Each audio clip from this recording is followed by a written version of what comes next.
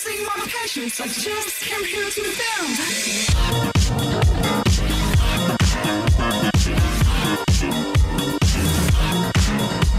Bonjour, merci d'être là. Donc on va vous parler de deux sujets, la téléphonie chez AXA et le big data. Donc on va commencer par se présenter. Donc moi je suis Sylvain Enguerrand, je suis arrivé chez AXA en stage en 2009, un peu par opportunité. C'est quelqu'un qui m'a proposé, il m'a dit viens, téléphonie chez AXA, tu vois, c'est sympa. Je suis venu, donc je vais vous expliquer ce qui m'a plu et ce qu'on fait. Voilà, donc moi je suis attiré par tout ce qui est technique.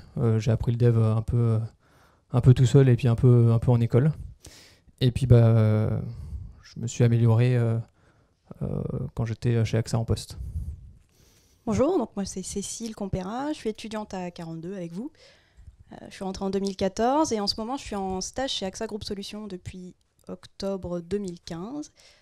En fait, je fais partie du Data Innovation Lab et plus précisément de l'équipe Smart Data. Et l'équipe Smart Data, elle s'occupe de mettre en place les data lakes. Donc, par exemple, on récupère les données produites par les équipes de Sylvain et on les intègre dans une nouvelle forme de base de données qui se repose sur des technologies Hadoop pour pouvoir faire des analyses dessus pour que le top management puisse prendre des décisions. Voilà, moi, je connaissais absolument rien du tout au Big Data avant d'arriver dans cette équipe et du coup, je découvre tout au fur et à mesure. Et aujourd'hui, nous avons en guest star Jean-Luc. Non, la guest star, c'est toi. Donc, moi, je suis Jean-Luc Canella. J'ai rejoint AXA en 2014. AXA Group Solutions, c'est la partie qui s'occupe software engineering. Et mon rôle aujourd'hui chez AXA, j'ai passé 3-4 ans à faire de la start-up. Donc, bosser en indépendant pour des boîtes en remote de chez moi ou faire des voyages. C'était vraiment très sympa. Et puis, au bout d'un moment, on m'a proposé un challenge chez AXA et on m'a dit « Viens, découvre ». Viens voir comment ça se passe et je vous en dirai quelques mots plus tard. Mon rôle, c'est d'accompagner les équipes, surtout côté développement logiciel. On a d'énormes challenges, on a d'énormes projets. On a vraiment des gros enjeux en termes de technologie sur des technos très très récents dont je vous parlerai tout à l'heure, sans slide. Et donc voilà, je laisse la surprise pour tout à l'heure. Et l'idée pour moi, c'était de vous présenter, de vous brosser très rapidement le sujet de qu'est-ce qui peut être intéressant pour vous chez nous. Voilà, donc je te laisse la parole. Donc, alors, la problématique chez AXA pour la téléphonie, elle est assez simple. On est une entreprise qui vend des assurances et du coup qui assure un service derrière. Donc on reçoit des appels. On en reçoit à près 40 000 sur 1300 numéros. Et derrière, il y a 3000 personnes qui sont là pour répondre à ces appels. Donc la problématique, elle est assez simple. Elle est comment on fait pour que le client qui appelle pour n'importe quelle raison, pour un devis, quoi que ce soit, comment nous, informaticiens, on répond à la demande de distribuer les appels sur les bonnes personnes. Donc, je vais résumer la question assez simplement. Donc le but de ce pourquoi je suis ici, c'est pour vous montrer ce que nous, on a fait pour répondre à cette problématique. Donc la première étape qui a eu lieu, c'était un petit bout de temps déjà, c'est de dire, la téléphonie c'est bien, l'informatique, c'est quand même plus pratique, c'est plus agile, on peut faire plein de trucs. Du coup, on va connecter la téléphonie à l'informatique. C'est ce qu'on appelle le CTI, c'était ça dans le titre de la présentation. Donc ça veut dire couplage téléphonie informatique. Ça c'est en français, en anglais c'est Computer Telephony Integration. Donc, un petit truc français pour prendre les mêmes lettres dans le même ordre et puis faire un autre trigramme. Donc comment on répond à ce besoin de distribuer les appels ? La première étape, c'est de savoir qui sait répondre à quoi. Donc, par exemple, vous avez un téléconseiller, il est spécialisé dans l'assurance d'automobile. Du coup, on ne va pas lui distribuer des appels pour un prêt, il ne saura pas répondre. Du coup, on va lister sur chaque personne toutes les compétences et on va lui attribuer. Donc, les compétences, c'est vraiment au sens large. C'est-à-dire que ça peut être des compétences techniques, c'est-à-dire je sais faire un devis, mais ça peut être aussi quelle langue je parle, et ça peut être aussi où je me situe. Donc Paris, Lille, Marseille, voilà. Donc après, donc ça c'est côté organisation. Après, de l'autre côté, on reçoit les appels. Les appels, on a 3 informations. L'heure d'arrivée de l'appel, sur quel numéro il arrive, et le numéro de l'appelant. Alors le numéro de l'appelant, on l'a pas, avec le numéro caché, les numéros de standard, ou même des opérateurs qui filtrent ça, parfois, c'est pas une donnée fiable. Donc ce qu'on a fait pour ajouter de l'information, c'est un truc que vous connaissez tous quand vous avez appelé des grosses boîtes, c'est ce qu'on appelle le SVI. Donc c'est les tapé 1, tapé 2, tapé 3. Donc, alors ça, en tant qu'appelant, ça va vous sembler horrible. Moi, avant, je disais, je déteste ça. Maintenant, côté IT, c'est quand même intéressant de se dire pourquoi on a mis ça en place. C'est que vous appelez sur un numéro et on vous dit pourquoi vous appelez et vous êtes sûr de tomber sur la bonne personne. L'autre moyen de faire ça, c'est de vous dire, enfin, si on enlève cette partie, vous allez recevoir AXA va recevoir un appel et va dire, je ne sais pas pourquoi il appelle. Je vais le diriger sur Monsieur Martin. Et Monsieur Martin, il ne saura pas répondre à votre question. Donc en tant que client, vous allez dire, ouais, super, allez, retransfère-moi vers une bonne personne, ça ne sert à rien, je t'ai expliqué mon problème, enfin je le réexplique à quelqu'un. Donc en fait, c'est pour simplifier la distribution d'appels. Une autre solution, ça aurait été possible, c'est de dire, vu qu'on a le numéro composé, c'est d'envoyer à tous les clients une liste de 500 numéros et de dire, alors si vous appelez pour un devis, vous appelez tel numéro, si vous appelez pour déclarer un sinistre, c'est pour un prêt bancaire, c'est pas envisageable, quoi. D'envoyer ça à un client en disant, voilà, débrouille-toi avec tous ces numéros. Voilà pourquoi on a mis le serveur vocal. Alors, j'expliquerai un peu plus tard quelle nouvelle techno on essaie de mettre pour supprimer cette partie qui est nécessaire pour nous, mais qui ennuie l'appelant. Donc ouais, alors, côté un peu côté dev, nous du coup dans l'équipe CSVI on les développe. Donc c'est un langage qui s'appelle du VXML et le VXML est généré par des pages JSP. Donc le VXML est interprété par ce qu'on appelle un voice browser. C'est la même chose qu'un navigateur et une page web. Le navigateur interroge votre page HTML, il répond, le navigateur l'affiche. Là c'est la même chose mais c'est que de la voix. C'est-à-dire que le voice browser appelle votre page VXML, il reçoit le VXML et il l'interprète. Et dedans c'est un arbre qui dit quand tu tapes 1 il se passe ça, puis tu fais ça, etc. Voilà. Et donc une fois que ces appels, on les a reçus, on vous a demandé pourquoi vous appelez, et on va vous mettre dans une file d'attente. Donc une file d'attente qui décrit les compétences qui sont nécessaires pour répondre à votre appel. Vous avez appelé un numéro AXA, vous avez dit je veux un devis pour une assurance automobile, vous mettez dans une file assurance automobile.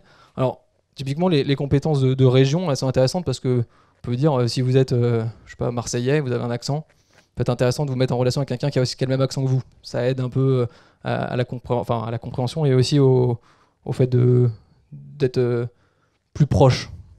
Et du coup, on distribue ces appels sur les agents les téléconseillers qui ont les bonnes compétences pour répondre à ces appels.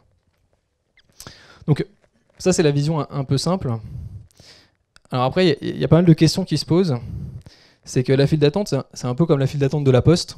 Quand vous y allez, vous pouvez arriver, ça peut être fermé. Vous pouvez retrouver dans la file d'attente où il y a 500 personnes devant vous. Donc vous arrivez, il y a 500 personnes, qu'est-ce que vous faites ? Vous pouvez arriver, puis attendre pendant une demi-heure, et puis au bout d'une demi-heure, vous dites c'est bien gentil, j'ai pas avancé, où je vais.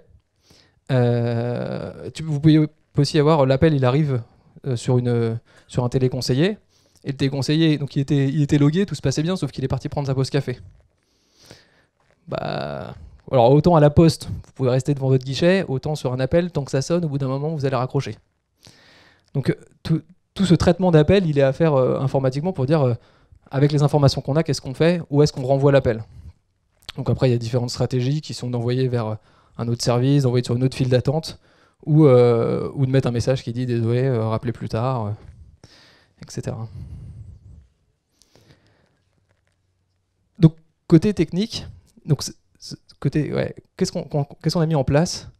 Donc il y a la partie télécom qui était d'origine. Il y a des éditeurs qui proposent des solutions qui permettent de mettre en relation entre ce télécom et cette informatique et de développer ce qu'on appelle des stratégies de routage. En gros, on dit l'appel il fait ça, etc. Donc ça, c'est du développement. À l'origine, on ne pouvait pas se dire on va laisser pour chaque numéro d'appel le développement à un développeur développer la stratégie, etc.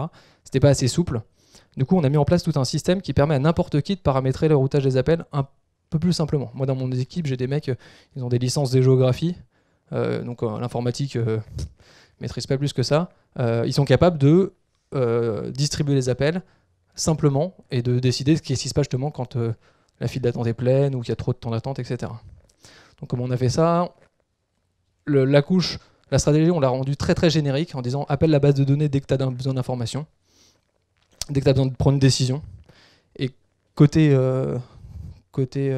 administration, on a développé une surcouche qui permet d'enrichir cette base et de mettre toutes les règles de routage et en fonction des différents événements. Donc tous ces devs, on les a fait en C#.net. Voilà. Alors, donc ça c'était pour la partie administration et définition des règles de routage. Pareil de l'autre côté informatique, on s'est dit bah c'est dommage, on a plein d'infos côté informatique. La personne elle répond avec son téléphone. Peut-être intéressant de dire bon, son téléphone on l'a laissé dans un coin, on va tout mettre sur le PC et son unique outil de travail c'est le PC. Donc c'est ce qu'on a fait, on a développé ce qu'on appelle un bandeau téléphonique. Donc c'est un truc qui se met en haut de l'écran qui permet de décrocher l'appel, de réguler l'appel, de transférer, de mettre en garde. Ce qu'on appelle mettre en garde, c'est, vous savez, c'est la petite musique d'attente. Des fois, il dit ah, vous pouvez patienter. Ben voilà. Et ça permet aussi un truc qui est très important, c'est de coupler le CTI à une autre application, donc la téléphonie. C'est-à-dire que l'appel arrive, on a identifié par exemple votre numéro de téléphone, votre numéro de portable, on va dire ce serait même pratique si la fiche du client elle remonte directement. Donc du coup quand vous appelez, la personne elle vous décroche bonjour monsieur machin, c'est beaucoup plus pratique, ou madame, c'est beaucoup plus pratique que d'avoir à vous dire bonjour vous êtes qui, puis l'entendre pianoter. Surtout moi je m'appelle ça va, je m'appelle monsieur Enguerrand, donc ça va, faut que je l'appelle, je précise que ça commence par un E. J'imagine avec des noms plus compliqués, passer 10 minutes à appeler son nom.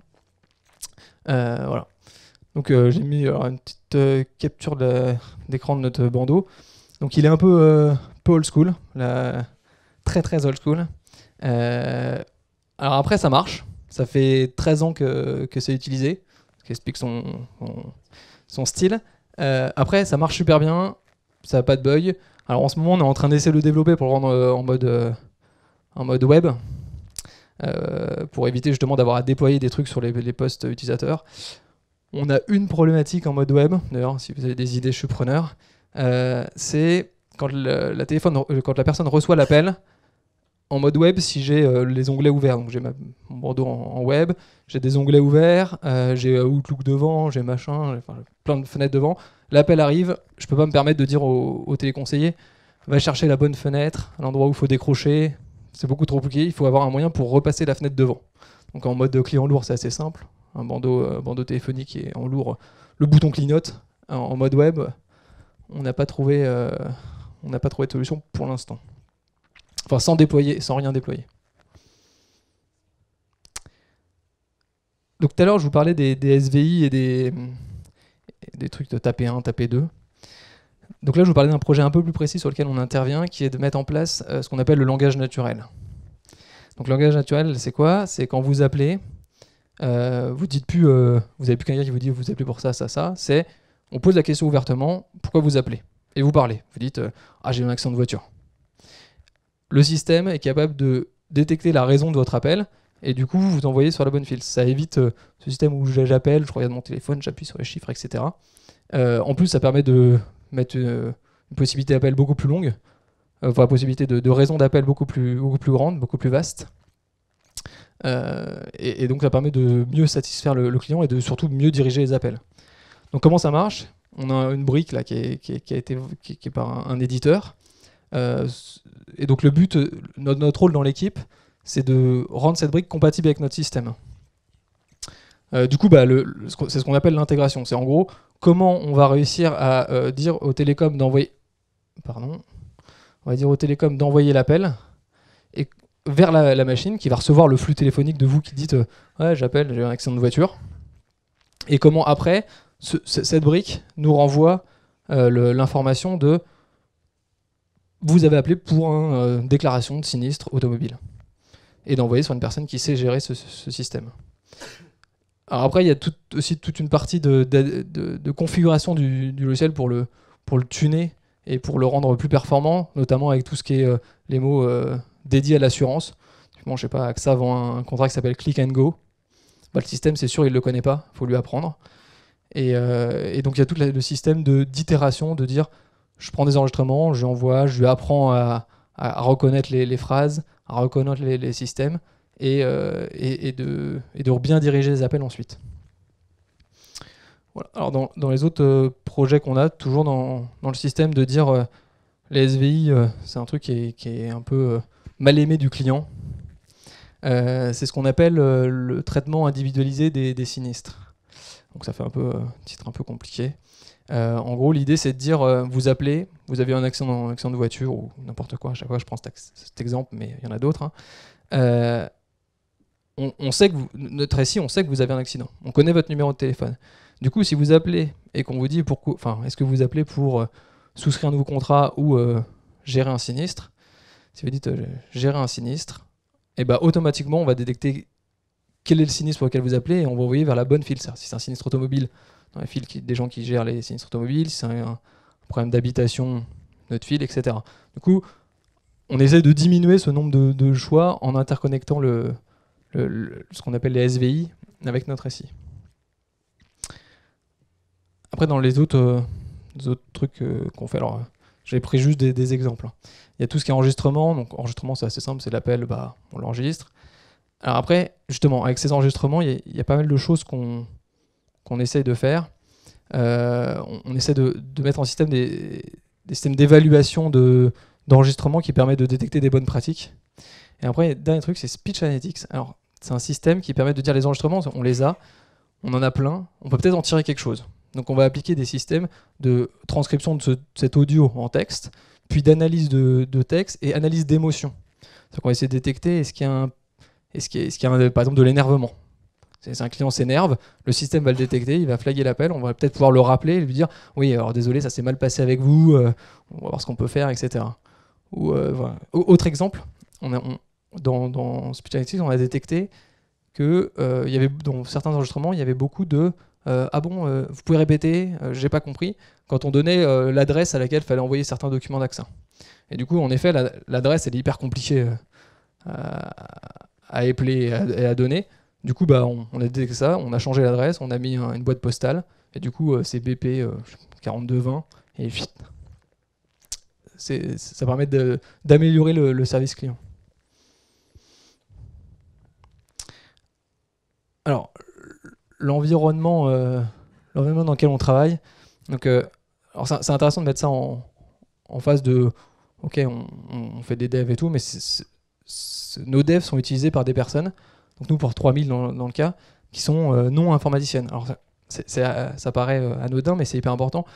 Moi j'ai été sur le site de Toulouse pour déployer un CTI, donc on leur explique, on les forme, on les déploie.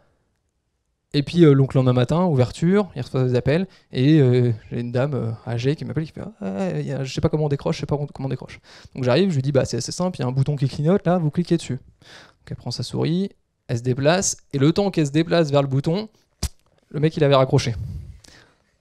Du coup, il y a des solutions à mettre en œuvre pour essayer de rendre le système utilisable pour des personnes non initiées à l'informatique. Pareil, on a dû mettre notre bandeau téléphonique là. On a dû mettre à des normes qui sont pour les malvoyants. Parce que chez AXA, il y a des personnes qui peuvent répondre aux appels, sont malvoyants. Donc on a mis tout ce qui est raccourci, on a rajouté des raccourcis clavier, système de loop, tout ça. On a une partie qui est importante, qui est tout ce qui est criticité du système. En gros, si la téléphonie chez AXA tombe, on perd de l'image, parce que forcément les gens ne peuvent plus nous appeler. On perd du business, parce qu'on ne peut plus vendre d'assurance. Et surtout, alors c'est un cas particulier de la téléphonie, le téléphone, ça marche tout le temps. C'est-à-dire que, alors les portables, ok, ça capte plus, ça n'a plus de batterie, mais les gens, quand ils appellent, ils considèrent que le téléphone, ça marche. Ok, vous avez jamais entendu appeler quelqu'un et entendu dire désolé, j'ai un bug téléphonique, je reçois plus les appels. Ça n'existe pas, ça. Des bugs informatiques, on en entend, mais téléphonie, c'est pas considéré comme étant une technologie qui tombe. Du coup, les gens attendent beaucoup plus de la qualité de service. Et alors, autre particularité, c'est que c'est une application temps réel. C'est-à-dire que on connaît tous des systèmes de lag où la page a mis un peu de temps à s'afficher. Bon, c'est un peu gênant, mais voilà. La téléphonie, la voix, s'il y a un peu de coupure, l'appel il est coupé et il est impossible de le retrouver. Alors on peut le rappeler le client, mais mais c'est peu tolérant à la panne. Alors là, je vous ai parlé énormément des gens qui configurent les routages d'appels, des gens qui décrochent les appels.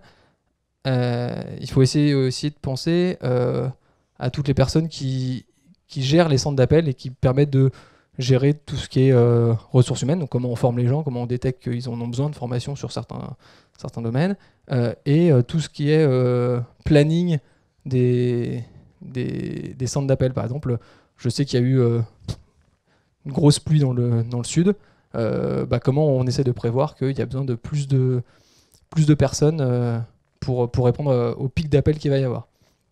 Donc c'est là où on essaie d'envoyer des informations à des systèmes de prise de décision et de big data. Je laisse la parole à Cécile. Merci. Donc, en effet, pour pouvoir prendre des décisions dans une entreprise, les managers, ils ont besoin d'avoir des données qui sont séparées des données de production. Parce que donc, on a les données de production qui nous servent à tenir nos produits et à pouvoir diriger les clients vers les bonnes personnes. Mais après, les gens qui font les analyses et qui veulent faire de la stratégie ou du marketing, ils ont besoin d'avoir des données sur lesquelles travailler et savoir qu'est-ce qu'il faut améliorer. Donc pour ça, on a mis en place, dans les années 70, on a mis en place ce qui s'appelle les infocentres. Ça, c'était la première génération de bases de données décisionnelles. Il faut voir ça un petit peu comme un stand de brocanteur. Donc, un infocentre, c'était quelque chose d'un petit peu fouillis, de pas très large, pas beaucoup de volume, et surtout il fallait quelqu'un qui connaisse parfaitement ces données pour pouvoir les analyser. Ensuite, on est passé au data warehouse. Donc là, on est passé un peu à la version entrepôt. On avait des choses qui étaient beaucoup plus ordonnées et structurées, et on pouvait augmenter le volume plus facilement. On est quand même un petit peu limité, mais pas tant que ça. Et surtout, on pouvait empiler beaucoup de données. Sauf que ces données, pour pouvoir les empiler proprement, donc en fait c'est les bases de données relationnelles, c'est genre SQL et tout ça, pour pouvoir les empiler proprement, il faut qu'elles suivent toutes une même structure. Ce qui veut dire qu'on les modifiait légèrement avant de les enregistrer dans la base de données, donc on pouvait avoir quelques pertes par rapport à la source brute. Aujourd'hui, avec les technologies Hadoop, on peut mettre en place ce qu'on appelle un data lake. Donc un data lake, en fait, c'est une version beaucoup plus agile de bases de données, où on déverse dedans toutes nos sources. Peu importe leur forme, ça peut être des mails, ça peut être des fichiers sons, ça peut être de l'image, du texte, du CSV. Peu importe ce que c'est, on peut le déverser dedans et en fait ça fait un peu office de stockage aussi. Et on le garde, surtout ce qui est important c'est qu'on garde la donnée brute. Comme c'est sur les technologies Hadoop, ça nous permet d'étendre le volume à l'infini, autant qu'on veut. Et surtout, ça permet aux data scientists de travailler beaucoup plus facilement parce qu'ils ont accès à des outils de data visualisation et d'analyse de données qui sont déjà implémentés dans l'écosystème Hadoop. Donc le data warehouse, comment ça fonctionnait? En fait, on avait nos sources, on les extrait, et comme je l'ai dit tout à l'heure, direct après l'extraction, on fait une petite transformation pour pouvoir enregistrer la donnée proprement dans le data warehouse. Donc le data warehouse, c'était vraiment quelque chose avec un système en silo, vraiment figé. Et ensuite, pour que nos clients puissent voir les résultats, on fait ce qu'on appelle un data mart. En fait, le data mart, il faut voir ça un peu comme, par exemple, un magasin. Dans un magasin, on a l'entrepôt où on a tous nos stocks. Et après, dans les rayons, on a ce que les clients peuvent choisir et prendre. Donc là, le data mart, c'est ce que le manager, par exemple, peut voir des données. Parce qu'il peut y avoir un manager qui s'occupe des assurances voitures. Il va avoir la vision assurance voiture, mais il n'a pas le droit et il n'a pas besoin de voir la vision pour les assurances santé. Donc, il y a une histoire de droit aussi d'accès aux données. Le data lake, au contraire, c'est quelque chose de beaucoup plus lisse, enfin, de beaucoup plus plat et agile, dans le sens où on extrait les données, on les charge directement dans le data lake, et ensuite, quand on a envie d'accéder aux données et de voir quelque chose en particulier, là, on applique une transformation pour ensuite donner la vision au client qu'il a envie de voir. Donc, comme tout à l'heure, la base de données, ça s'appelle le data lake. Tout à l'heure, c'était le data warehouse. Et la vision, c'est le lakeshore mart. Parce que il faut garder cette vision de lac de données. Et lakeshore, donc shore, c'est la rive. Quand on est sur la rive, c'est ce qu'on peut voir des données. Alors, c'est bien joli tout ça. On a déversé des données qui sont brutes dans notre data lake, mais du coup, les données brutes, elles peuvent être sales. Et ce qu'on veut éviter à tout prix, c'est le data swamp. C'est la mauvaise qualité des données, ça c'est un peu notre cauchemar quotidien. Parce que, par exemple, suivant les différentes sources, parce que bien sûr, il y a plusieurs sources différentes qui se déversent dans le data lake. Il peut y avoir, par exemple, les données clients, les données produits, les données du CTI, qui se déversent toutes au même endroit. Du coup, on peut avoir des formats de dates qui sont complètement différents en fonction de chaque source. On a des dates, par exemple, qui sont comme ça, avec le mois écrit en lettres. On pourrait avoir le jour, le mois, l'année. On pourrait avoir l'année, le mois, le jour. Enfin, on a toutes formes possibles. On peut avoir aussi des chiffres où on a des virgules ou des espaces qui séparent les milliers. On a un point pour les décimales, ça c'est ce qu'on aime. Ou bien on a une virgule pour les décimales, ça c'est ce qu'on n'aime pas du tout. Et il y a un système aussi très étrange qui existe, c'est chez SAP. Ils mettent le tiret, le signe des nombres négatifs, ils le mettent après le nombre. Et alors ça, c'est... Je sais pas ce qui s'est passé dans leur tête quand ils l'ont fait, mais... Voilà. Et nous, ce qu'on fait, c'est qu'on applique... Donc quand on avait envie d'avoir quelque chose de quand même relativement propre, les sources se déversent dans le data lake et on applique une très légère transformation. C'est juste qu'on nettoie les données pour que tout soit uniformisé. Donc toutes nos dates, à la fin, pour les data analystes, elles seront sous cette forme. Tous les chiffres, on n'aura plus de délimiteurs de séparateurs pour les milliers et on aura toujours un point pour délimiter les parties décimales et on aura toujours le signe moins devant le nombre, ce qui peut paraître normal.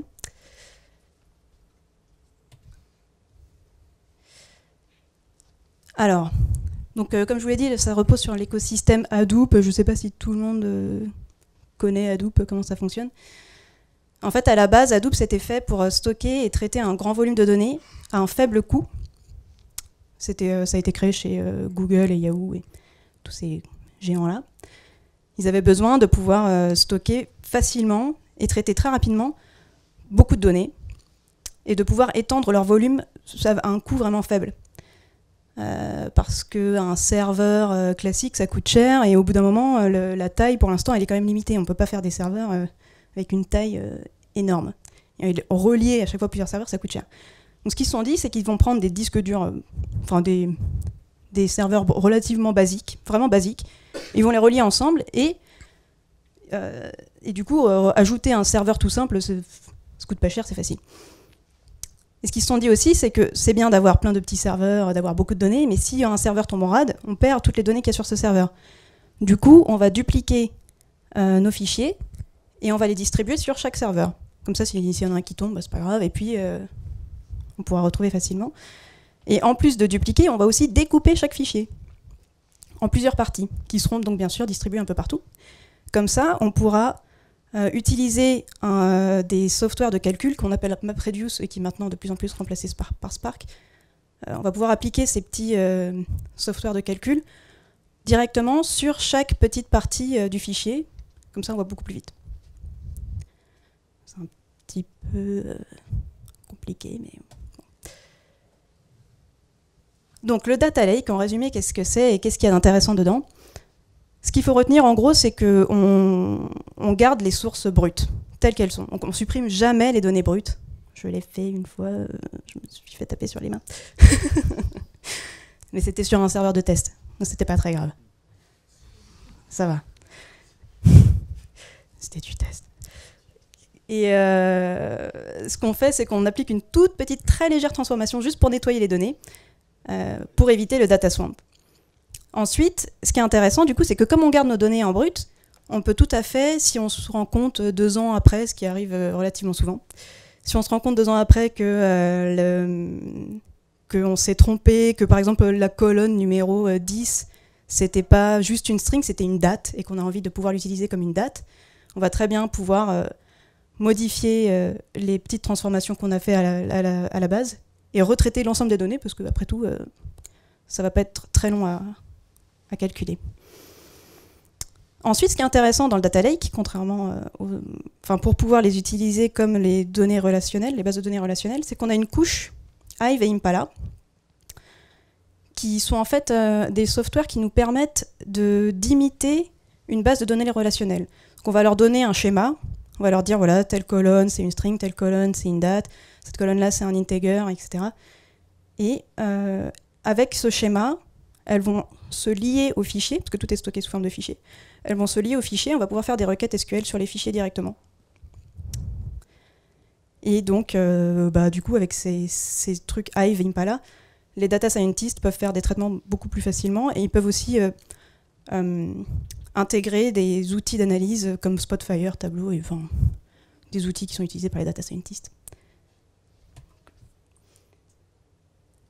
Alors, du coup, en fait, ce qu'on fait, nous, très, très souvent dans les entreprises, c'est du business intelligence. Pour l'instant, le big data, ça sert surtout à faire ça, à remplacer les anciennes technologies pour faire du business intelligence.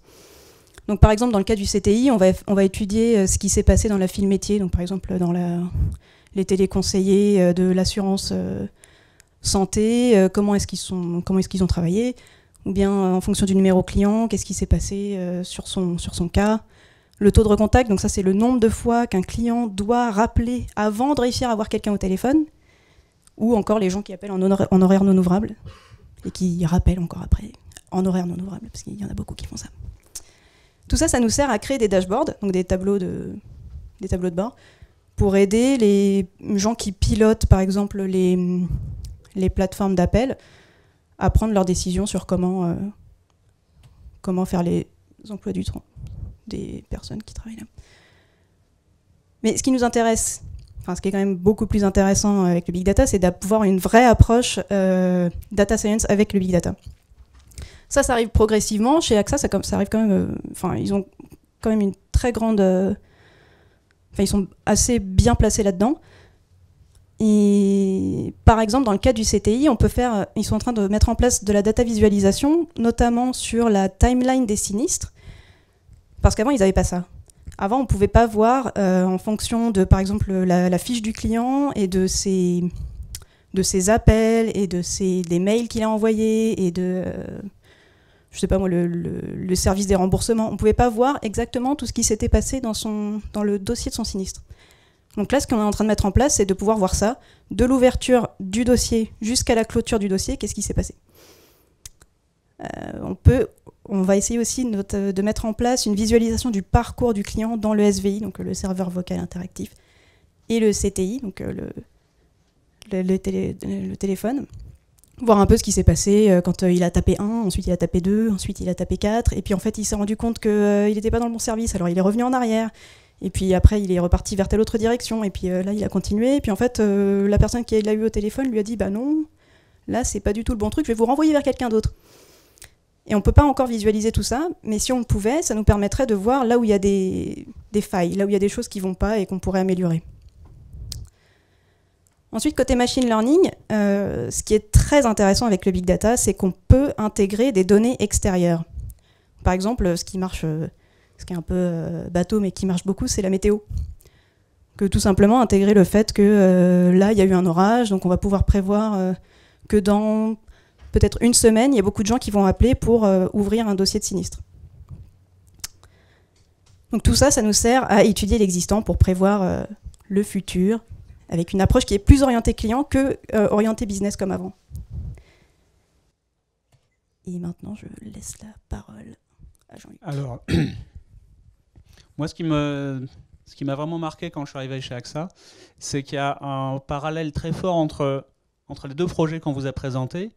C'est quoi le lien entre la téléphonie, le big data? Le lien, c'est nos clients. Nos liens, c'est qu'est-ce qu'on fait pour tous ceux qui ont besoin de nous. Et ça, en relation avec la technologie, on va aller très très loin.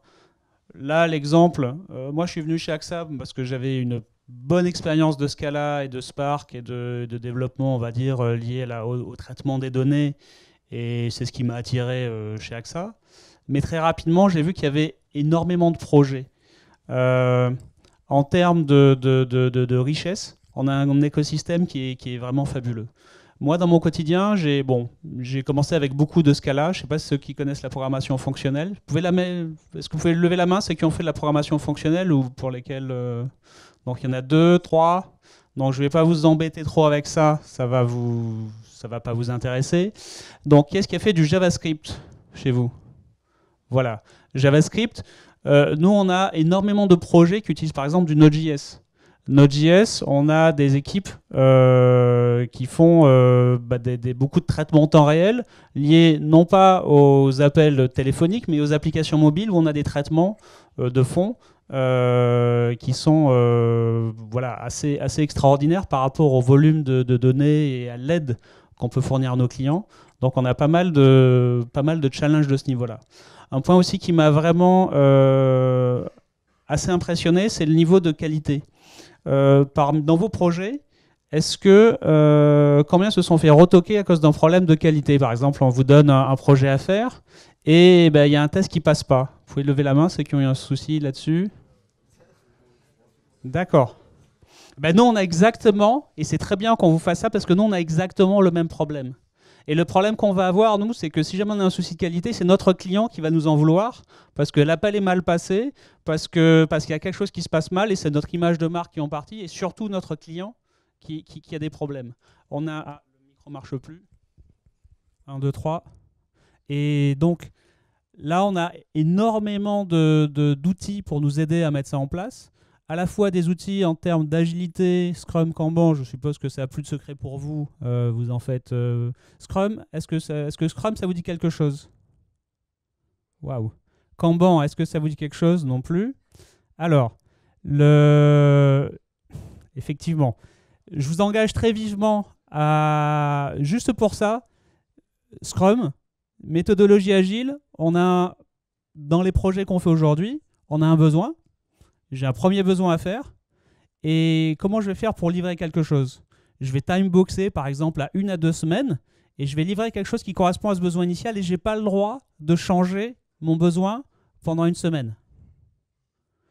Et je vais livrer et je vais vérifier que ce que j'ai livré, ça correspond. Tout ça, c'est les méthodologies agiles qui ont énormément pris chez nous. Honnêtement, quand vous allez dans le monde du travail avec des boîtes qui doivent livrer des projets, c'est vraiment essentiel. Je vous encourage très vivement à regarder ces choses-là parce que c'est ce qui nous a apporté le plus d'efficacité dans la réalisation de nos projets. La technologie, on fait énormément de tests, énormément de choses, mais la manière dont on développe, c'est la clé et c'est utilisé pas que chez AXA. Je viens beaucoup du monde des startups et c'est comme ça que les startups marchent. C'est parce qu'elles réagissent rapidement aux besoins de leurs clients et ça, c'est vraiment essentiel. Je voulais plutôt vous parler des technologies qu'on utilise. Node.js, Scala, on a pas mal de Java aussi, mais c'est pas chez moi, c'est plutôt chez AXA France où vous avez beaucoup plus de Java et du .NET aussi. On a vraiment des technos très très divers et variés. Et je vais m'arrêter là, parce que sinon je pourrais parler toute une après-midi, mais je ne suis pas sûr que ça vous intéresse. Si vous avez des questions, n'hésitez pas. Voilà. Merci beaucoup.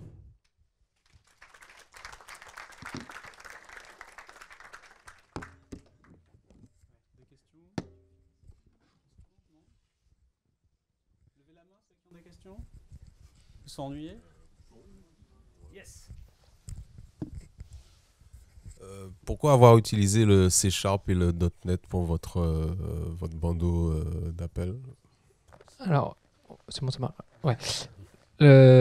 C'est une bonne question. Alors, ça date un peu, c'est des choix de l'entreprise. En gros, une entreprise de la taille d'AXA, on peut se permettre d'avoir 50 000 langages différents. Du coup, il y a des choix qui ont été faits. Le choix là, ça a été sur du C# .NET. Il n'y a pas de... Je pense qu'on aurait pu faire la même chose avec du Java. Alors il y avait une autre problématique qui était qu'il y a des librairies qui sont fournies par l'éditeur qui permet de se connecter à la téléphonie. Et du coup, il fournit un SDK et il fournissait Java et .NET. Donc on était un peu contraint par ces choix-là, mais l'un ou l'autre, on saurait donner le même résultat. Okay, merci.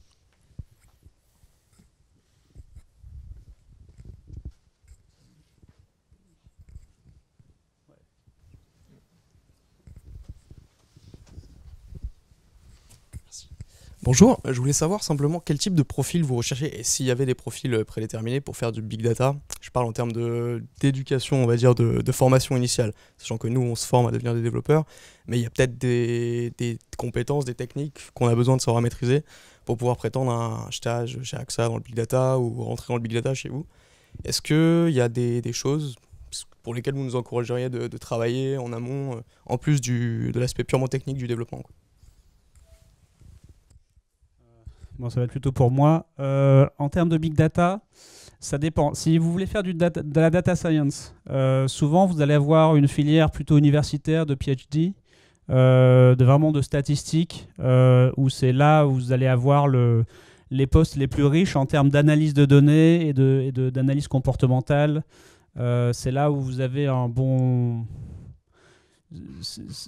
Les amis que j'ai qui ont vraiment percé dans le big data, ils avaient pratiquement tous des PhD. Après, ça dépend ce que vous voulez faire.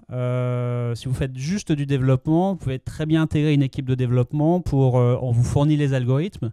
Vous n'avez pas besoin de les connaître ou de les inventer vous-même. Tout ce qui est par exemple l'algorithme de Bandy-Manchot ou équivalent, il y en a des centaines, sont déjà connus et maîtrisés. Data scientist, vraiment, pour moi, c'est la recherche. Après, il n'y a pas que ces métiers-là, tout ce qui est modélisation ou autre. Vous pouvez commencer sur Coursera. Sur Coursera, vous avez plein de trucs vraiment géniaux. C'est Andrew qui avait fait son premier cours, qui est vraiment très didactique, qui prend à contre-pied le modèle, on va dire, pédagogique français, où on va direct à l'essentiel, on ne donne pas forcément les détails. Ça déjà, juste en culture générale, c'est très bien. Après, regardez dans les différentes présentations sur Internet et vous allez voir ce qui vous parle le plus. Après, ça dépend de... C'est bon pour vous ?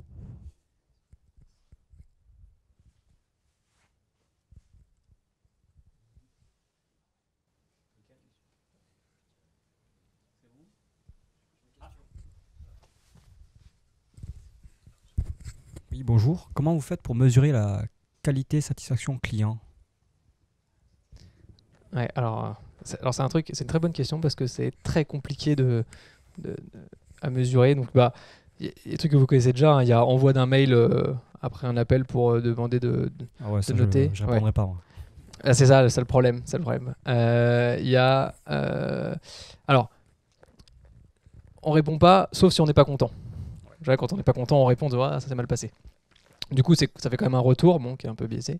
Il y a des systèmes aussi où l'appel, quand la personne raccroche l'appel, on l'envoie sur un serveur vocal sur lequel il note, mais même réaction, la personne peut dire « Oh là, je raccroche ». C'est un truc qui est assez compliqué. Dans l'analyse des enregistrements, on peut essayer de tirer aussi justement, je disais tout à l'heure, on essaie de retrouver des sentiments. Donc j'avais pris l'exemple de la colère, mais il y a aussi l'exemple de ah merci beaucoup, j'ai toutes mes réponses, merci. Ça permet de dire de noter une satisfaction. Alors ça vaut ce que ça vaut. Après, en croisant toutes ces données, on peut peut-être en tirer des informations, mais c'est un sujet qui est très très compliqué parce que rien que la notion de satisfaction, elle est très relative à chaque personne. Il y a des gens qui vont être très compliqués à contenter et d'autres, ça va être assez simple. Ok, merci.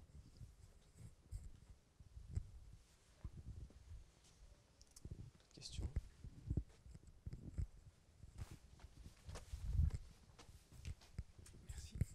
Est-ce que vous pouvez nous parler un peu de vos cycles de développement? Quelle est la durée d'un développement classique, standard? Combien vous faites de mises à jour, de release par semaine, par mois, par an? C'est une très bonne question aussi. Y a pas de, alors, au moins, en tout cas dans mon équipe, il n'y a pas de règle. C'est-à-dire qu'en gros, c'est pas basé sur des cycles où on fait des releases par exemple une fois tous les mois. On va voir combien de temps on va estimer le temps de développement. En fonction, on va le découper en, justement, c'est des techniques un peu agiles, on va le découper en lots plus courts qu'on va essayer d'envoyer en production rapidement. On essaye d'éviter de dépasser un mois et demi. C'est-à-dire qu'entre le moment où il y a le besoin et le moment où on livre la première version, on évite de dépasser un mois et demi. Alors ça, c'est mon équipe. Après, il y a des genres de développement d'un SVI. Il y en a, ils se fait en une semaine. Hein. Donc après, forcément, ça dépend de la taille du projet. Cycle en V toujours? Non. Alors, ouais. Alors, chez AXA, de manière générale, il doit y en avoir encore. Justement, on essaie d'arrêter ce système de cycle en V parce que ça laisse le demandeur et le client dans un tunnel où il ne voit pas le bout. Donc c'est justement ce dont parlait tout à l'heure Jean-Luc sur le déploiement des méthodes agiles et justement découper en lots, livrer au plus vite, avoir un retour de l'utilisateur sur est-ce que c'est bien, ça correspond bien à ce qu'il voulait, est-ce qu'on est sur le bon chemin, est-ce qu'on n'y est pas, et surtout d'essayer de livrer les fonctionnalités à forte valeur ajoutée au plus vite. Alors ça c'est de mon côté. Je vais compléter, de notre côté, c'est la même chose en fait. L'important pour nous, c'est d'être capable de livrer rapidement les choses qui sont importantes. Donc on a vraiment, je différencie en fait le cycle de développement du cycle de déploiement. Donc le temps d'analyser une fonctionnalité, de la faire bien, ça va prendre quand même quelques jours. Si on a vraiment une fonctionnalité qui a du sens, vous n'allez pas le faire dans la journée. Je n'y crois pas. Vous allez voir 1 semaine, 2 semaines. En général, un site, on peut avoir des sites qui ont été faits en 2 mois. Dans mon département, on fait beaucoup de sites web, de départ à arrêté. En 2 mois, tout est en prod. Donc ça, c'est un étalon qui nous paraît pas mal. Après, pour les corrections de bugs ou les petites anomalies, les petites choses, on a la capacité de faire plusieurs livraisons par jour. On s'est équipé. Alors après, ça dépend des projets. Tout ça, ça demande une automatisation parfaite de tous les tests. Mais si vous avez vos tests automatisés, plus un smoke test pour vérifier manuellement que, vous avez facilement la possibilité de faire 1 à 2 livraisons par jour, c'est pas un problème. Mais après, ça dépend. Certains projets ne sont pas prêts parce que la complexité fonctionnelle fait que la testabilité n'est pas au rendez-vous. Et c'est un axe d'amélioration pour certains projets. Mais nos projets phares, oui, on met le paquet en termes d'automatisation, de tests et d'agilité pour ces raisons-là. Je rebondis sur l'automatisation des tests. Nous, alors, c'est très spécifique à la téléphonie, mais on essaye d'automatiser au maximum les tests, mais faire des appels et monitorer sur est-ce que la voix est correcte, c'est assez compliqué et ça demande des ressources qui ne sont pas aussi simples que tester l'appel à une fonction et que le retour est bon. Donc c'est d'autres problématiques qu'on essaie d'adresser. Pour l'analyse des données, je suppose que c'est pas nouveau, donc vous aviez déjà une base de données relationnelle avant. Est-ce que vous avez tout migré sur la base de données Hadoop ou est-ce que vous fonctionnez encore sur les deux en fait? Alors en fait, pour l'instant, il y a encore à peu près les deux qui sont encore en fonctionnement, mais le but c'est de migrer tout sur les data lakes. Mais alors, quand on parle des bases de données relationnelles, c'est les bases de données relationnelles pour les données décisionnelles, hein, c'est pas les données de production. C'est vraiment juste les données qu'on utilise pour faire les analyses. Okay. Merci.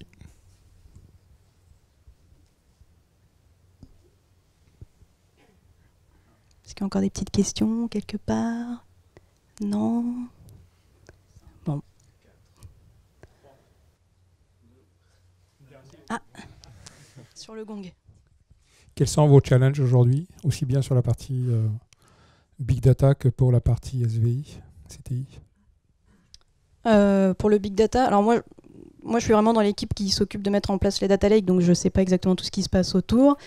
Mais nous, notre but à nous, c'est que vraiment toutes les bases de données décisionnelles migrent vers les data lakes, partout, dans toutes les entités d'AXA, parce que AXA c'est un très très gros groupe. Après, je sais qu'il y a pas mal de projets qui se mettent en place pour vraiment du big data tel qu'on l'entend, donc du machine learning et tout ça. Ça, je ne connais pas les projets. Je ne sais pas si toi tu les... J'interviens que de très loin sur les projets Big Data, donc je connais certains projets, mais je ne peux pas vous en parler parce que voilà, j'ai pas ces autorisations-là. Il y a effectivement d'énormes enjeux autour de ce domaine-là. Je peux parler d'autres enjeux plus dans le périmètre digital, dans pas du tout le périmètre Big Data, mais le périmètre digital, qui est plutôt un enjeu de transformation interne, lié à l'agilité, lié à l'évolution technologique. L'idée, c'est on a des challenges pour répondre à nos clients. Donc l'ancienne méthode, c'était je vais tout prendre et je vais tout acheter une solution clé en main et je ne me préoccupe pas de comment ça marche. Aujourd'hui, ce dont on a besoin, c'est d'équipes qui savent, de sachants, qui maîtrisent le métier à la fois de l'assurance, mais aussi le métier de l'informatique.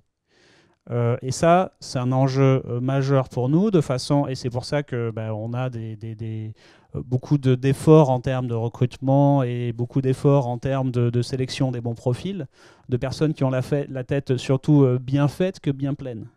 Donc c'est d'avoir les bons réflexes, d'être carré, assis sur ses bases comme il faut, d'avoir des projets, vraiment les mener du début à la fin de manière ordonnée, et dans un monde multiculturel et international, et aussi multitechnologique.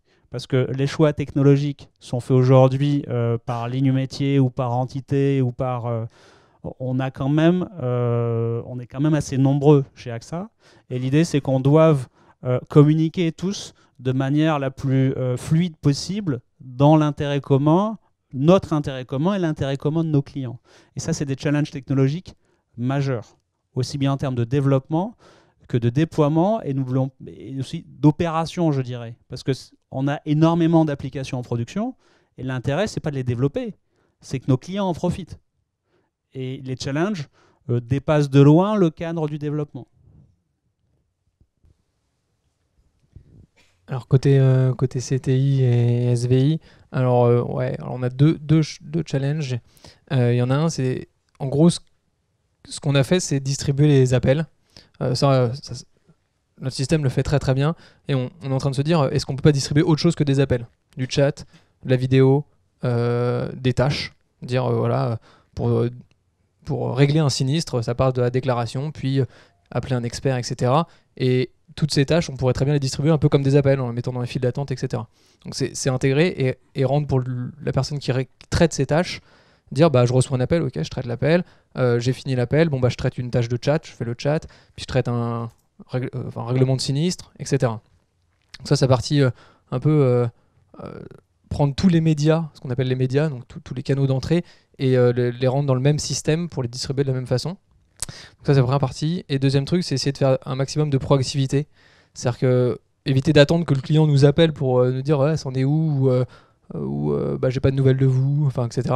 Et dire on va peut-être essayer de via un SMS, un mail ou quoi que ce soit, envoyer l'information au bon moment. Donc là justement, je pense qu'il y a des idées de traiter les données du big data pour dire ok, on a regardé tous les cas de sinistre, donc justement c'est les timelines sinistres dont tu parlais.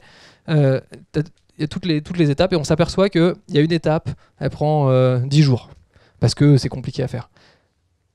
Et on s'aperçoit que 80% des clients nous appellent au bout de 7 jours parce qu'ils disent j'ai une semaine, j'ai pas entendu parler. Et peut-être qu'avec ces données-là, on va pouvoir se dire le bon moment pour envoyer le mail, c'est au bout de 6 jours. Comme ça, la personne ne nous appelle pas, elle s'inquiète pas, elle est contente, elle sait que ça avance. À la limite, on lui dit où on en est. Et voilà. Donc c'est les deux axes qui sont comment on dirige tous les flux et puis comment on essaye de contacter le client avant qu'il nous contacte.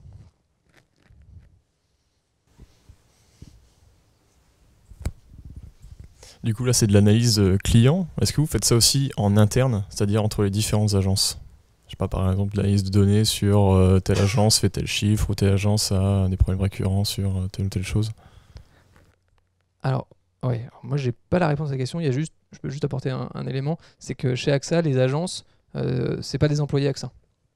C'est des entreprises qui sont franchisées AXA, mais ils sont pas employés AXA. C'est-à-dire que leur chiffre d'affaires, c'est un peu s'ils ont un chiffre d'affaires négatif, ou négatif, ou nul. Est-ce que justement les données que vous traitez servent aussi pour ces agences-là ? Ou est-ce que c'est juste vous en termes de maison mère, voilà, est-ce que je veux dire ? Ouais, est-ce qu'on donne l'accès à l'analyse des données aussi au sein d'une agence propre. Alors ça, j'ai pas l'information. Je sais pas. Ouais, je sais pas répondre. Ouais, c'est pas côté téléphonie donc. Mais je pense qu'il y a sûrement un rapport très général qui est donné pour que la personne puisse se situer, mais on ne va sûrement pas lui donner les détails de chaque... non, mais je sais pas, par exemple, je sais que ça se fait dans les banques. Par exemple, une agence qui aurait envie de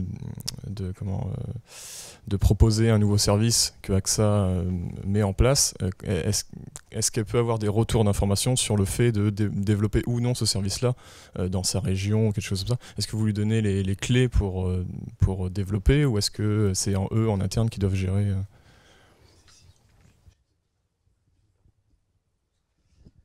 Ouais, alors moi je travaille en ressources humaines chez AXA, donc rien à voir avec les trois personnes qui sont là. En revanche, j'ai peut-être un début d'élément de réponse. Donc, comme tu l'as dit, ça se passe pas mal chez AXA France.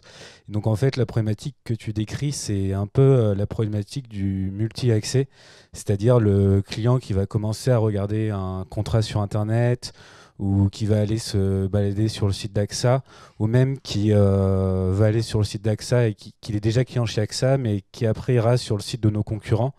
Et donc dans tous les cas, en fait, on va détecter une activité du client, on va détecter un intérêt de sa part, et là, effectivement, on pourra renvoyer ces données vers l'agence à laquelle il est référent d'habitude, et l'agence, en fonction, décidera de l'appeler, de lui envoyer un mail, ou éventuellement, s'il y a une activité particulière dans cette région, de faire une opération commerciale.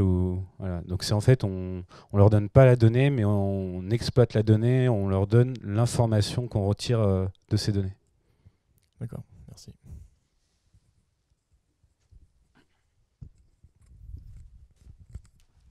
Bon, bah merci beaucoup. Merci.